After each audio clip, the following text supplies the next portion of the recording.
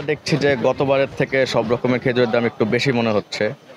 যেই খেজুরগুলা গতবার 800-700 এরকম টাকা দিয়ে কিনেছি, ওটার দাম এখন 1000 টাকা 1200 টাকা এরকম দাম চাচ্ছে।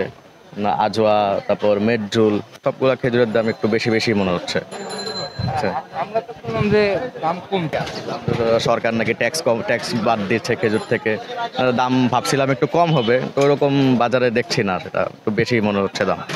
বাদাম তুলে যে এই অবস্থা হলে খুচরা পর্যায়ে কি অবস্থা হতে পারে? হ্যাঁ, সেটাই চিন্তা করতেছি। আমি একটু কম হবে ভেবেই বাদাম তুলিতে আসছিলাম, তো একটু বেশি করে কিনবো, তো এটা এখন আর সম্ভব মনে হচ্ছে না, দাম বেশি মনে হচ্ছে। একজন ক্রেতা হিসেবে আপনার পরামর্শ কি থাকবে? ক্রেতা হিসেবে আমার পরামর্শ থাকবে যে দামটা একটু ক্রেতাদের নাগালের মধ্যে আসলে সবারই উপকার হয় রমজান মাসের মধ্যে। আচ্ছা, এটাই। হ্যাঁ, সেটা তো আমি বলতে পারতেছি না, ওনারা কি করে, সিন্ডিকেট করে না কি করে দাম বাড়ায়, এটা বলতে পারতেছি না। আবার অনেকে বলে ডলারের কারণে দাম বেশি, এটাও একটা কারণ হইতে পারে। এটা ব্যবসায়ীরাই ভালো বলতে পারবে তারা কেন দামটা বেশি রাখতেছে। আচ্ছা, আরেকটা জিনিস যে বাইরে আপনারা ভিডিও করেন, আমার দোকানটা সাইডে ভিডিও করতে থাকেন। অন্যান্য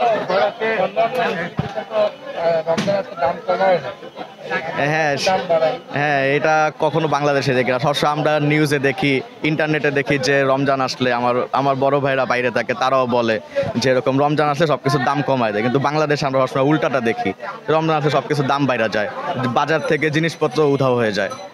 এটা এটা আমাদের দেশে কখনো আমরা এটা কাম্য করি না। আমরা চাই এটা পরিবর্তন হোক, সেটাই আমরা আশা করি। আচ্ছা, গত বছর থেকে এই বছরে খেজুরের দাম কম কি বেশি? আমার কাছে মনে হয়েছে তো বেশি, কম না, বরঞ্চ বেশি।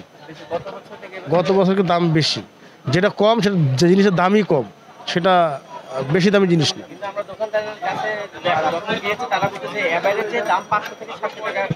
না না না না না, এটা ভুল ধারণা, যে বলছে ভুল বলছে। কিন্তু আমি যতটা ভুললাম, দাম বেশি, কম না। গত বছর থেকে এই বছর দাম আরও বেশি। আচ্ছা, বেশি হওয়ার মূলত কারণটা কি?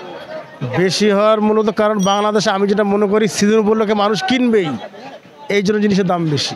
কেউ না কিনবে না, দাম আরও বাড়লে আরও মানুষ কিনবেই। দেখা যাচ্ছে 1 কেজি জায়গায় আধা কেজি কিনবে, এই তো। কিন্তু আমাদের বাংলাদেশ শুধু এইটা না, সব জিনিস, তেলেরও দাম বেশি।